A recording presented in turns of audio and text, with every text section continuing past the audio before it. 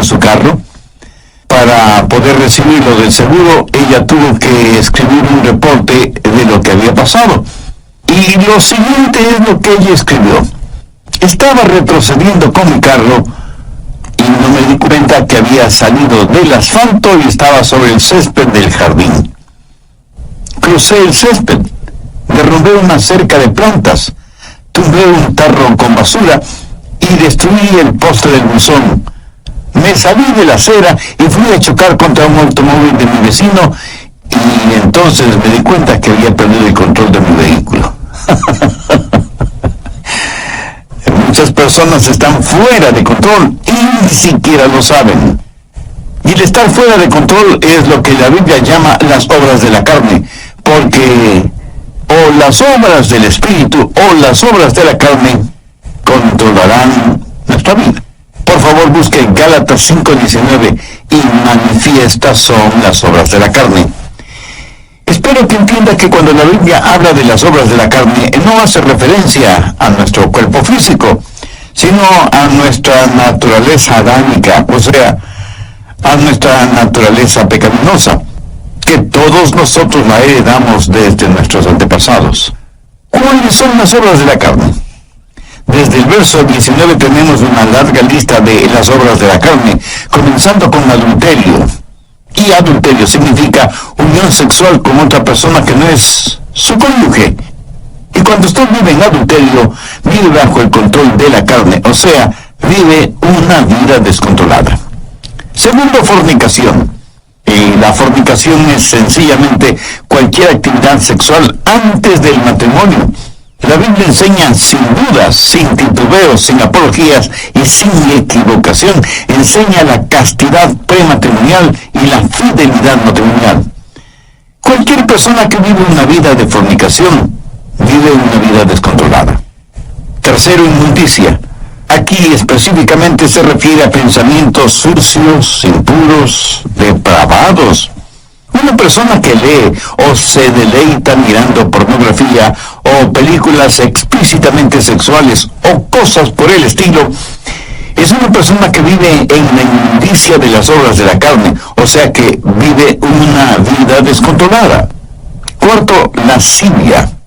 Aunque esa es una palabra que no se la usa frecuentemente, literalmente significa falta de control o lo que podríamos llamar sensualidad. El vivir para los sentidos. Y esto no es necesariamente sexual. Puede ser la borrachera, la glotonería, o sea, un desordenado deseo por la comodidad, la ociosidad, el complacer a sus 5 sentidos, dejar que ellos controlen su forma de vivir. Eso también es una vida descontrolada. Quinto, idolatría. Y usted me dirá, pastor, nosotros somos gente moderna, civilizada. Nosotros no somos idólatras. Permítame hacer una pregunta. ¿Qué es un ídolo? Ídolo es cualquier persona o cosa que para usted es más importante que Dios. Cualquier cosa a la que ame más, tema más y sirva más que a Dios, ese es un ídolo. Y puede ser su familia, sus negocios, sus distracciones, sus pasatiempos. Nosotros, gente moderna y civilizada, tenemos cualquier cantidad de ídolos. Si usted está viviendo una vida de idolatría, si hay algo a lo que usted ame más, tema más y sirva más que a Dios, está viviendo una vida controlada por la carne, y eso también es una vida descontrolada. Sexto, hechicerías. La palabra hechicería procede de la palabra griega fármacos, que en realidad tiene que ver con el uso de drogas. En la actualidad se han inventado la frase drogas recreacionales, o sea, un cielo instantáneo. Lo trágico es que ese cielo instantáneo termina en un infierno eterno. Hechicerías, brujerías, sortilegios, drogas, ciencias ocultas, chamanes, limpias, y todas esas cosas están entrelazadas fuertemente entre sí. El pastor David Wilkerson solía decir: no he conocido a ningún hombre seguidor y adorador de Satanás que no haya comenzado primero abriendo su mente a experiencias místicas por medio del uso de drogas. Las obras de la carne siempre guían a una vida desordenada. Sexto, enemistades. ¿Está usted guardando algún rencor o resentimiento? ¿Está llevando algún odio en su corazón? Si usted tiene alguna amargura, algún rencor contra alguien, su vida está siendo controlada por su carne y por lo tanto está fuera de control. Séptimo, pleitos. Ahora esto conlleva la idea de división, de contienda. Parece que a algunas personas les encanta el comenzar algún argumento. No se llevan bien con nadie. Son como un puerco espín. Aunque tienen buenos puntos, es casi imposible acercarse a ellos. Octavo, celos. La raíz de los celos, mi amigo, es el egoísmo. El egoísmo llevado hasta el extremo puede producir increíbles tragedias. Un fanático celoso es una formidable arma terrorista.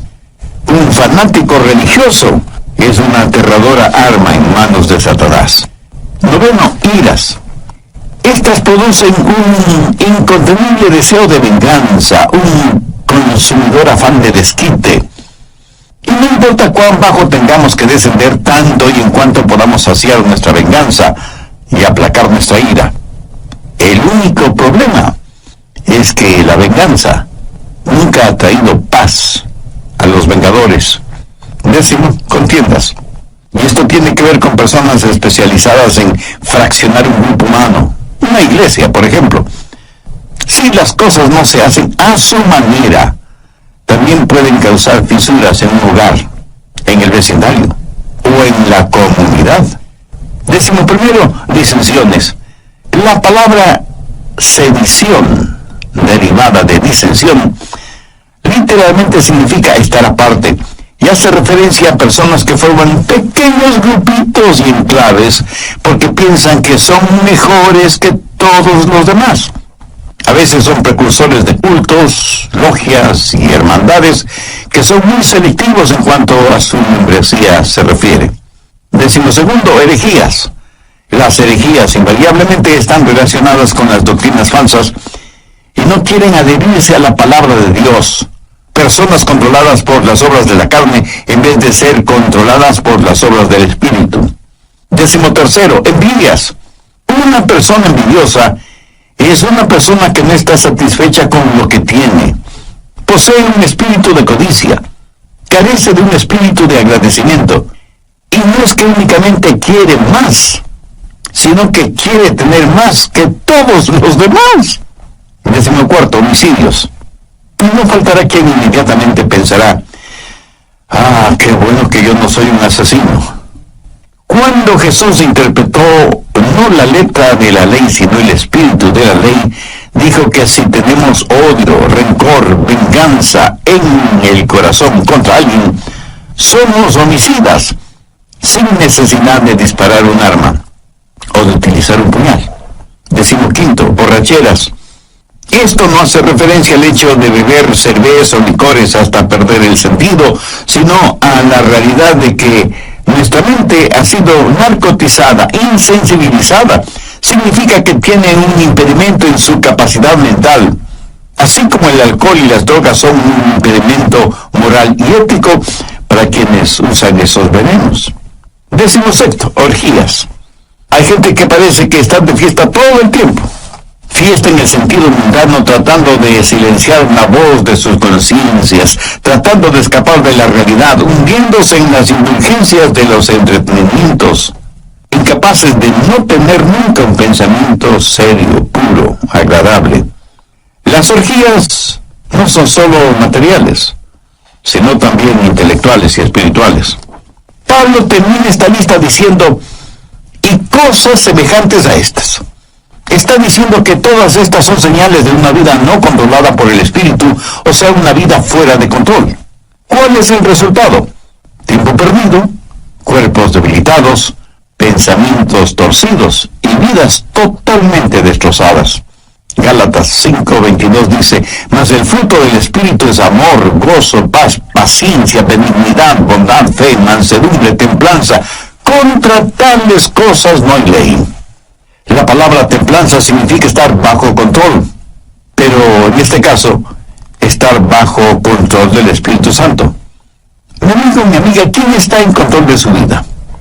Al respecto, hay algunas cosas importantes que debemos saber. Primero, cómo vivir una vida controlada por el Espíritu. Gálatas 5:13. Porque vosotros, hermanos, a libertad fuisteis llamados, solamente no uséis la libertad como ocasión para la carne, sino servíos por amor los unos a los otros. Y en el siguiente versículo, Pablo nos dice cuál es el estándar del amor. Porque toda la ley en esta sola palabra se cumple: amarás a tu prójimo como a ti mismo. Ese es el estándar legal. Y si queremos saber si estamos viviendo una vida de acuerdo a los parámetros de Dios, solo tenemos que hacernos la pregunta: ¿amo a los demás como me amo a mí mismo? El estándar de una vida autocontrolada o una vida controlada por el Espíritu es la ley. Pero la medida de eso es el amor. Hay tres maneras de mirar esto de la ley.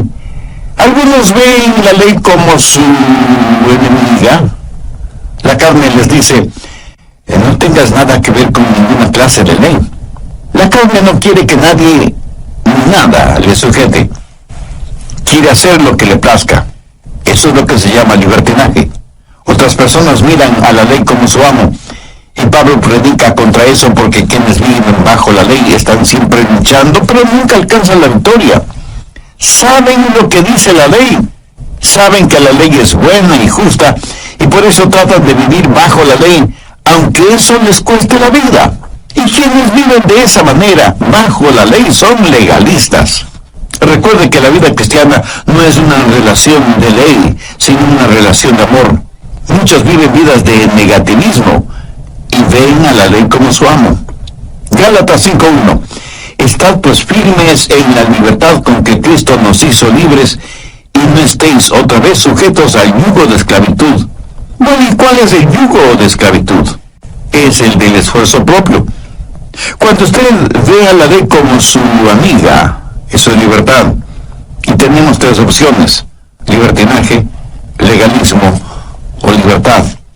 Y la Biblia dice que hemos sido llamados a libertad y que debemos estar firmes en la libertad con que Cristo nos hizo libres. Ahora escúcheme atentamente: libertad no es hacer lo que se nos antoja. Nadie es verdaderamente libre hasta que no sepa lo que es control. Yo no sé interpretar música en ningún instrumento musical, lo cual me pone triste a mí, pero eso le alegra a muchas personas. Ahora, suponga que quiero tocar el piano y tan pronto me siento frente al piano, sé que ese piano está regulado por ciertas leyes. Y solo las personas que han aprendido esas leyes musicales son las que pueden hacer surgir melodías de ese piano. El salmista dijo: tus estatutos han sido mi canción en el día de mi peregrinaje. Cuando la Biblia dice que tenemos una vida de libertad, y esa libertad está controlada por el Espíritu, recién y solo entonces sabremos lo que es la verdadera libertad. Pero ¿cómo tener ese control, esa disciplina en nuestras vidas? No por medio de libertinaje, sino por medio de la libertad en el Espíritu. Nuestras vidas necesitan estar bajo control, pero no bajo nuestro propio control, porque eso lo único que producirá será libertinaje, sino bajo el control del Espíritu para tener libertad. Pero aún el parámetro de la libertad no es suficiente. Necesitamos fortaleza. ¿Dónde tener la fortaleza para vivir una vida controlada por el Espíritu? Bien, veamos Gálatas 5, versos 16 y 17. Digo pues, andad en el Espíritu, y no satisfagáis los deseos de la carne, porque el deseo de la carne es contra el Espíritu, y el del Espíritu es contra la carne, y estos se oponen entre sí, para que no hagáis lo que quisierais. Mira, parte de mi naturaleza es carnal, y parte de mi naturaleza es espiritual, cuando he nacido de nuevo. Y estas dos naturalezas están dentro de mí, y lo mismo pasa en usted, ¿verdad? Y el Espíritu Santo dice a nuestro espíritu: vive para Dios y vive victoriosamente. Es una especie de guerra civil dentro de nosotros. y por nosotros mismos no podemos tener una victoria. Entonces, ¿qué hacer? Verso 16. Andad en el Espíritu y no satisfagáis los deseos de la carne. Note que no dice satisfacer los deseos de la carne para que podáis andar en el Espíritu. Eso es legalismo. Y es el sendero por el cual caminan millones de seres humanos. Si alguna lección espiritual he aprendido y sigo aprendiendo, es que no puedo caminar en el Espíritu si lo que me interesa es complacer los deseos de la carne. La santidad no es el camino hacia Cristo. Cristo es el camino hacia la santidad.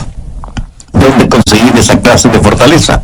Gálatas 5:18. Pero si sois guiados por el Espíritu, no estáis bajo la ley. El ser guiados por el Espíritu significa que yo voluntariamente busco la guía del Espíritu porque quiero caminar voluntariamente en el Espíritu. El estándar de la ley de Dios se manifiesta en el amor, y la fortaleza para esto es si caminamos en el Espíritu. Por lo tanto, la vida controlada por el Espíritu es el caminar en el Espíritu. Y todos sabemos lo que significa caminar, ¿no es cierto? Pero pensemos sobre esto un poquito más. Primero, el empezar a caminar. Un viaje de 1 kilómetro o de miles de kilómetros empieza con un paso. Voy a caminar de aquí hasta allá. Ahora, el comenzar a caminar es un acto de mi voluntad. Pero escúcheme, la vida controlada por el Espíritu, la vida espiritual disciplinada, no se vive por el poder de la voluntad, sino que se la vive por el poder del Espíritu Santo. Pero usted debe decidir. Y yo no puedo decidir por usted. Nadie, absolutamente nadie puede decidir por usted. Es algo que solo usted puede decidir. Y puede decir, voy a vivir guiado por el Espíritu. Veamos Efesios 5:18. No os embriaguéis con vino, antes sed llenos del Espíritu. ¿Por qué Dios dijo por medio de Pablo que no debemos embriagarnos con vino y que más bien seamos llenos del Espíritu Santo? Porque quiere darnos no solo un contraste, sino también una comparación. Porque ser llenos del Espíritu es como estar embriagados con vino. El hombre puede decidir qué es lo que va a beber. Esa es su decisión. Pero una vez que decide qué beber, lo que bebe toma control de él. ¿Lo entiende? Cuando está borracho, está bajo la influencia, bajo el control de aquello que bebió. Así que por un acto de su voluntad, usted decide ser lleno del Espíritu. Pero una vez que eso se hace realidad, es el Espíritu Santo el que tiene control sobre usted. Ahora usted está lleno no de vino, sino del Espíritu Santo. Es el comienzo de su caminar espiritual. ¿Cómo calificaría usted su caminar actual? ¿Carnal o espiritual? Si su caminar aún es carnal, no quisiera caminar. Hoy, el doctor Adrian Rogers, en la voz del pastor Lenín Villanón, nos entrega la segunda parte de su mensaje, Cómo tener una vida controlada por el Espíritu. Desde el programa anterior estamos estudiando cómo tener una vida controlada por el Espíritu, teniendo como base bíblica lo que el apóstol Pablo dice en Gálatas 5, desde el verso 19 hasta el 23. Y manifiestas son las obras de la carne, que son adulterio, fornicación, inmundicia, lascivia, idolatría, hechicerías, enemistades, pleitos, celos, iras, contiendas, disensiones, herejías y cosas semejantes, acerca de las cuales os amonesto, como ya os lo he dicho antes, que los que practican tales cosas no heredarán el reino de Dios. Mas el fruto del Espíritu es amor, gozo, paz, paciencia, benignidad, bondad, fe, mansedumbre, templanza. Vimos también algo detalladamente el significado de estas obras de la carne, e hice énfasis en primer lugar en cómo vivir una vida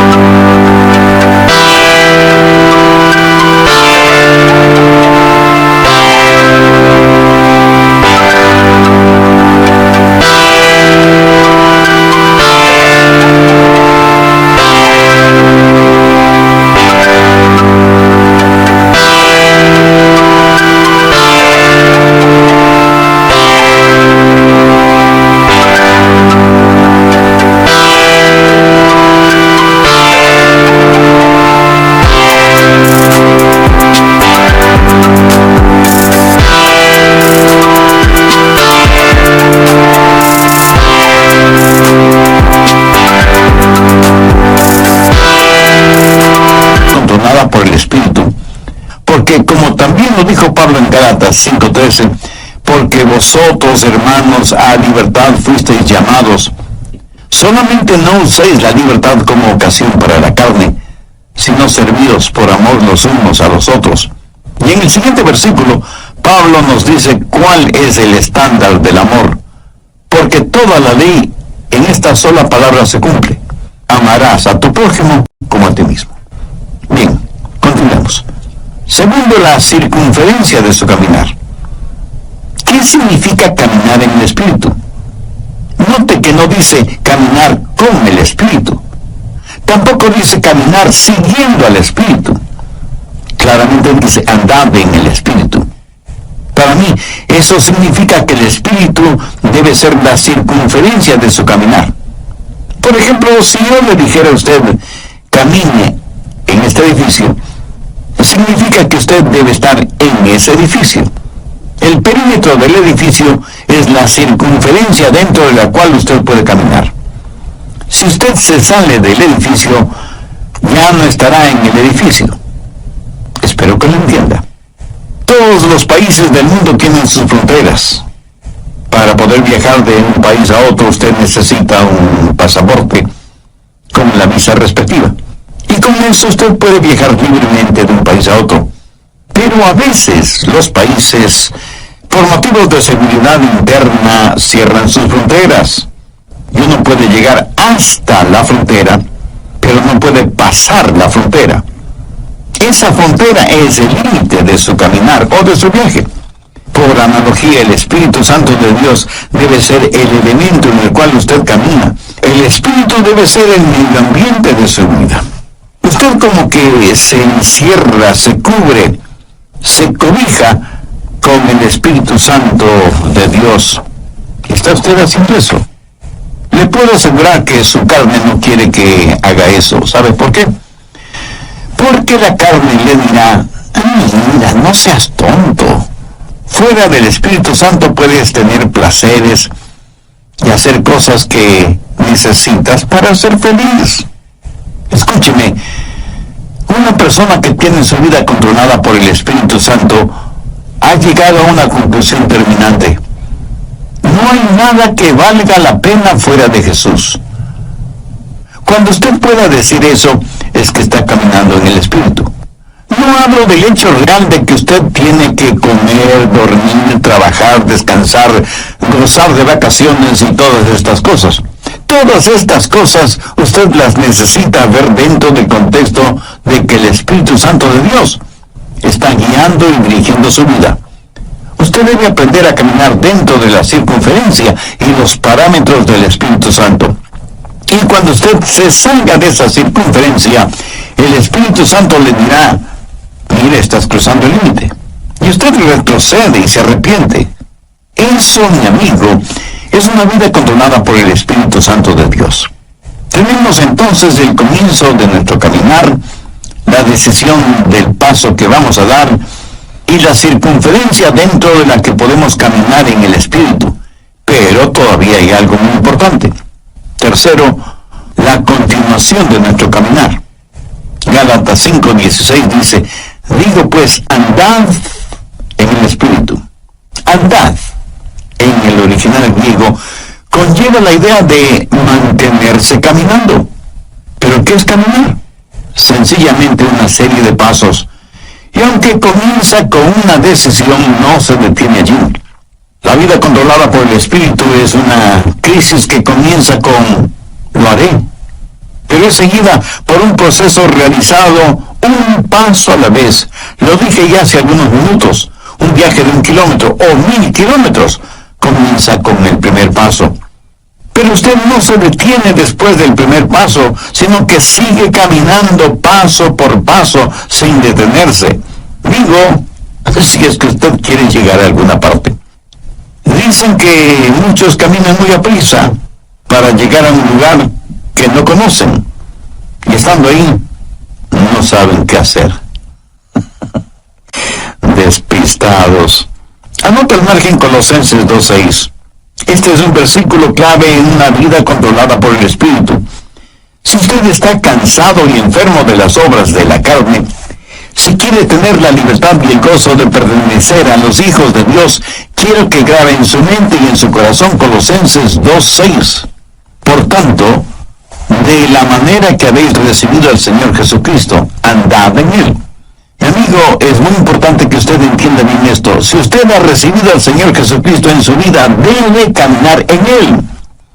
Si yo le pregunto a usted si ya es salvo, y usted me responde afirmativamente, tácitamente me está diciendo que ya ha recibido al Señor Jesucristo como su Salvador. Por favor, escúcheme con atención. Si eso es cierto, o sea que usted ya es salvo o salva, entonces quiere decir que usted está caminando en Él. Bien, me permite hacerle una pregunta. ¿Cómo recibió usted al Señor Jesucristo? Y probablemente usted me dirá, porque me arrepentí de mis pecados y deposité toda mi confianza y fe en Él. Muy bien, por arrepentimiento y fe. ¿Qué es lo que dice Pablo en Colosenses 2:6? Por tanto, de la manera que habéis recibido al Señor Jesucristo, andad en Él. Entonces, ¿cómo puede usted vivir una vida victoriosa? De la misma forma en que recibió a Cristo, por arrepentimiento y fe. Que note las tres últimas palabras del verso 6. Andad en Él. Y andad quiere decir caminar. Y el caminar se lo realiza un paso a la vez. Y usted necesita sus dos piernas para caminar. No sé si se habrá dado cuenta, pero cuando caminamos estamos desbalanceados por fracciones de segundo cuando levantamos una pierna antes del siguiente paso. Le puedo asegurar que si usted está caminando y se queda con una pierna levantada por breves segundos, a menos que usted tenga un excelente sentido del equilibrio, terminará cayéndose. Así que ya puede ver la importancia de sus dos piernas al caminar. Ahora, ¿cuáles son las dos piernas de la vida cristiana? Arrepentimiento y fe. Pablo dice enfáticamente que si por arrepentimiento y fe hemos recibido al Señor Jesucristo, en arrepentimiento y fe debemos caminar en Él. Pero arrepentimiento y fe no es algo que usted hizo para salvarse, sino que es la forma de vivir de una vida controlada por el Espíritu. Y caminamos en el Espíritu para no cumplir con los deseos de la carne. ¿Cómo caminamos por arrepentimiento y fe? Entendamos lo que es arrepentimiento. Escuche atentamente lo que voy a decir, porque seguramente no será lo que usted piensa es el arrepentimiento, ni será lo que muchos definen como arrepentimiento. Arrepentimiento es la manera en que Dios se revela a nosotros, y fe es la manera en que Dios nos revela a Jesús. Y quiero que entienda bien esto, por eso vale la pena repetirlo. Arrepentimiento es la manera en que Dios se revela a nosotros, y fe es la manera en que Dios nos revela a Jesús. Arrepentimiento es cuando yo veo que estoy en bancarrota espiritual, y fe es cuando veo la gloria de Él. Cuando usted se salvó, cuando yo me salvé, lo hicimos por arrepentimiento y fe. Permítame compartir un poquito de mi testimonio personal. Cuando no era más que un muchachito, un jovencito, no sabía mucho de religión, y mucho menos de teología, por supuesto. Pero mi corazón tenía hambre de Dios. Luego escuché a un pastor predicando el mensaje de salvación y diciendo que solo en Jesucristo podríamos ser salvos. Hice esa decisión y le entregué mi corazón y mi vida al Señor Jesucristo. Le entregué todo lo que sabía de mí a todo lo que sabía de Él. Y francamente debo reconocer que yo sabía muy poco sobre mí mismo, y obviamente muy poco sobre Jesús. Hasta ese momento no me había dado cuenta cuán pecador era, y muchísimo menos cuán glorioso era Jesucristo.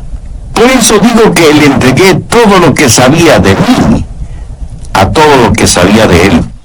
Pero desde entonces aprendí mucho acerca de mí, y lo que aprendí acerca de mí no era muy agradable que digamos.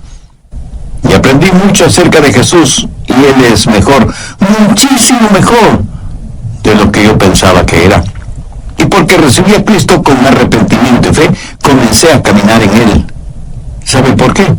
porque cada día aprendo más sobre mí, y mientras más aprendo sobre mí, más tengo de qué arrepentirme.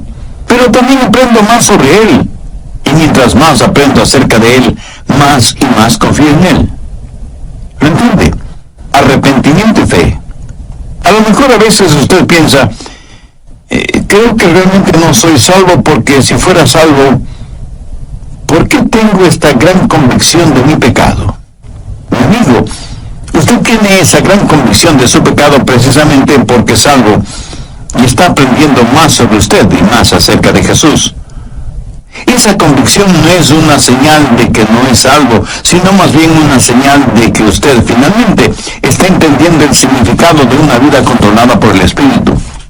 Lo que estoy diciendo sencillamente es que hay un comienzo en nuestro caminar espiritual, así como tuvimos un comienzo en nuestro caminar físico, biológico. Debemos voluntariamente aceptar la guía del Espíritu. No vivimos por el poder de nuestra voluntad, pero entramos y aceptamos la vida cristiana por una decisión voluntariamente de nuestra parte. Sabemos que hay parámetros, límites circunferenciales para nuestro caminar en espíritu, y que nuestro caminar no se detiene, sino que continúa paso a paso. Por tanto, de la manera que habéis recibido al Señor Jesucristo, andad en Él. Arrepentimiento y fe. Dar todo lo que sé de mí a todo lo que sé de Él.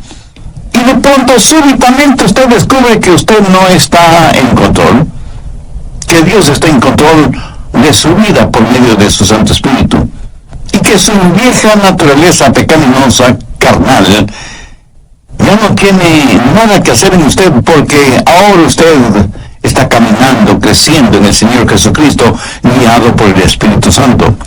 Por lo tanto, la vida controlada por el Espíritu es un caminar. Algunas personas me dicen, el pastor, desde hace tantos y tantos años estoy firme en Jesús. Y yo, con todo respeto y con todo amor, simplemente les pregunto, hermana o hermano, ¿cuándo va a empezar a caminar? Está bien el estar firmes en la fe, pero para muchos parece que firmeza significa inmovilidad, en vez de significar un caminar firme. Resumiendo, permítame decir que el estándar de la ley de Dios es el amor, y la fortaleza de nuestro caminar en el Espíritu con arrepentimiento y fe, lo cual producirá en nosotros una verdadera satisfacción espiritual.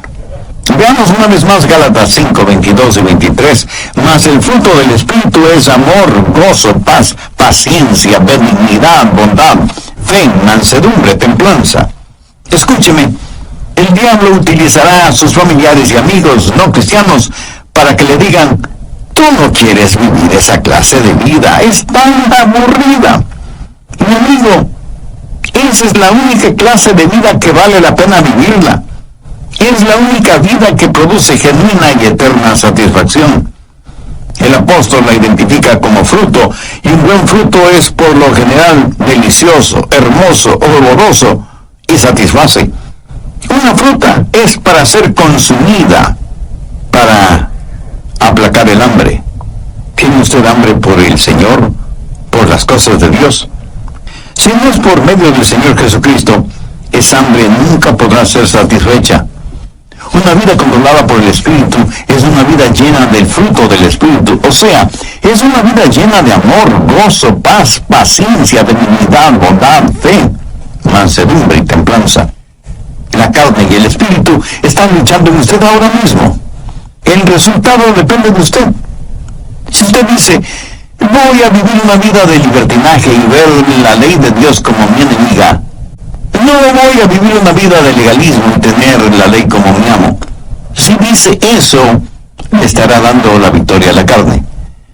Pero si dice, voy a tener a la ley como mi amiga, voy a vivir una vida de verdadera libertad, voy a buscar la fortaleza del Espíritu Santo y buscar voluntariamente la guía del Espíritu Santo y dejar que Él marque los parámetros normativos de mi vida y que me ayude a encontrar todo en Jesucristo, voy a caminar un paso a la vez en arrepentimiento y fe. Si usted dice eso, Dios le dará libertad. La libertad con que Jesucristo quiere hacerle libre. Y si hay alguna disciplina de su parte, no piense que la disciplina es restrictiva. Ninguna persona es más libre que aquella que vive en una vida controlada por el Espíritu. Si usted que me está escuchando ahora mismo no es una persona ya salvada, ¿por qué no deja que Dios tome el control de su vida?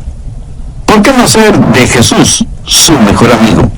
¿Por qué no elevar su corazón a Dios este mismo instante y le dice: Dios, sé que soy pecador y estoy perdido espiritualmente, necesito ser salvo y quiero ser salvo. Señor Jesús, tú moriste en la cruz para salvarme y prometiste hacerlo si deposito mi fe y mi confianza en ti.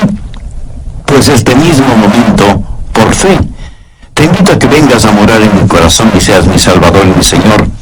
Te entrego el control total de mi vida y pido